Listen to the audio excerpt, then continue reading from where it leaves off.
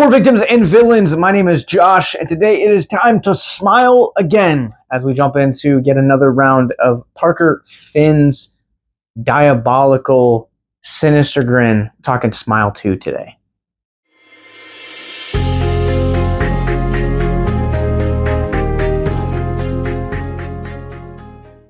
So I really was planning to get this review out a little bit earlier. Between my personal life and our events calendar, it has just been really chaotic, but I'm really excited to talk about this film a little bit more so than I was last year when we covered this movie on Abyss Gazing with our friends in Artusia.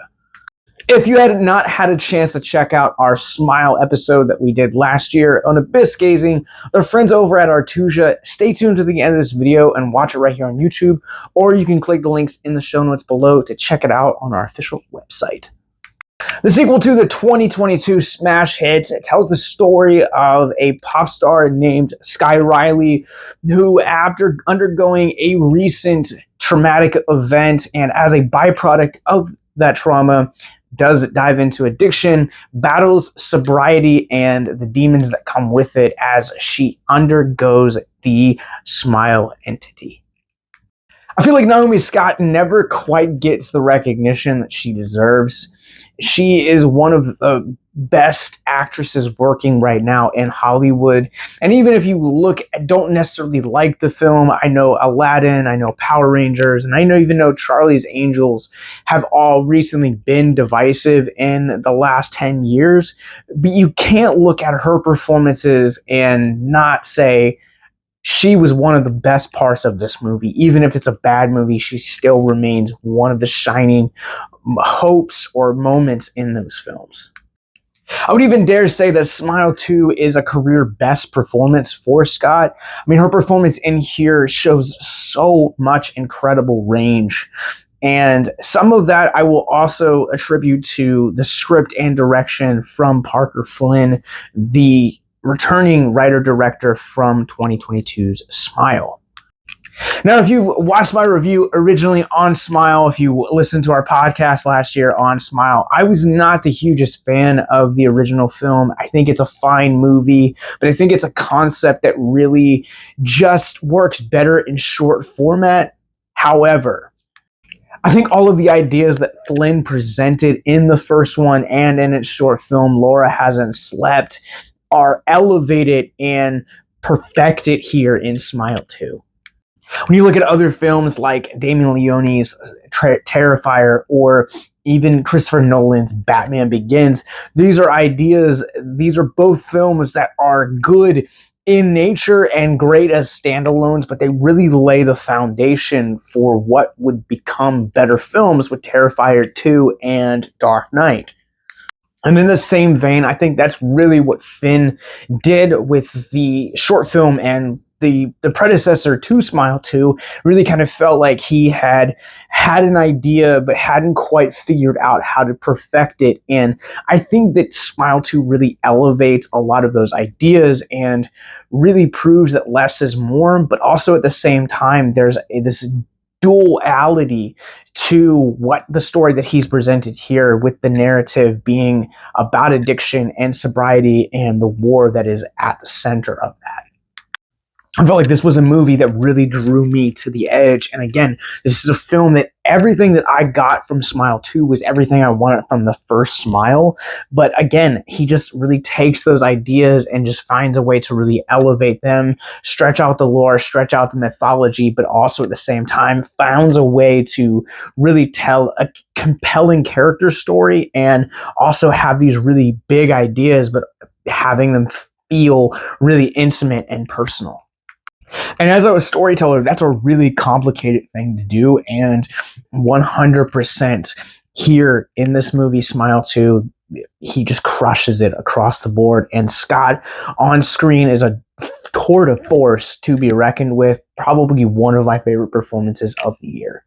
This film has outstanding pacing. It never feels like the story kind of digs in. I really love the way that there are these broken pieces of the backstory to Scott's character that are kind of woven throughout the course of this. Ray Nicholson has such a small role, but is really impactful here. I really love the chemistry that he has with Scott here. And again, please give him the Joker for the DCU. He obviously nails it here. One scene.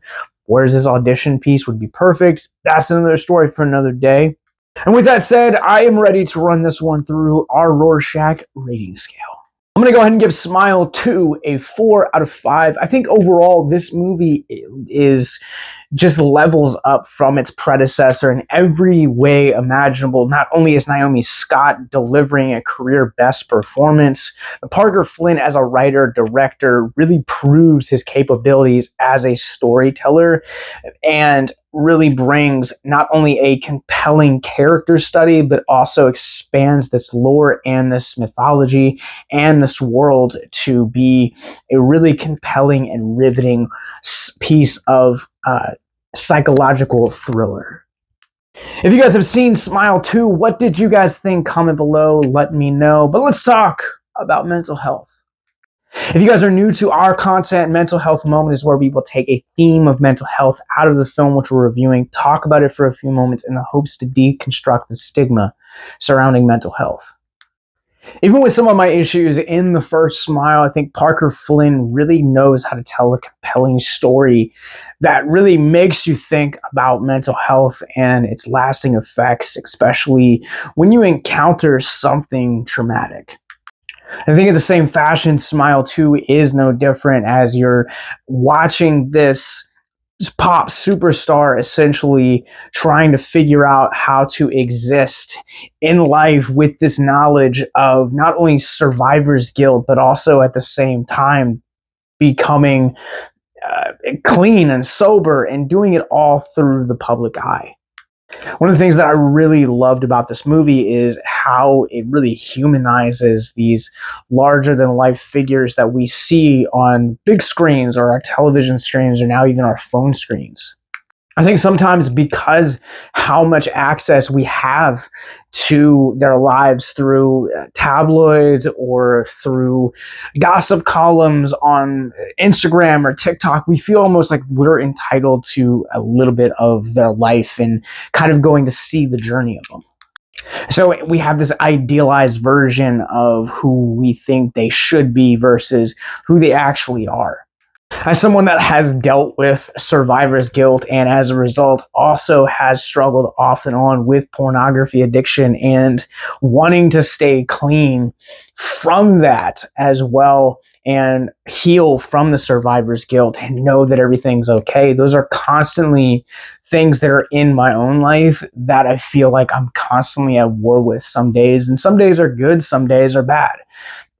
But again, I can't imagine doing it in Riley's shoes from this film and being at the center of all of celebrity that Scott's character is in the midst of this and all of the insanity and this circus that she's also having to deal with on top of coping and healing.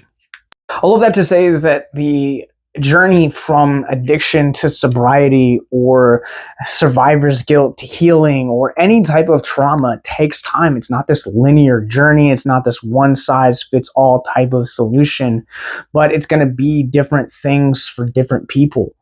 And part of that healing process is understanding that you need to keep that circle limited because, well, you're in a fragile state of mind.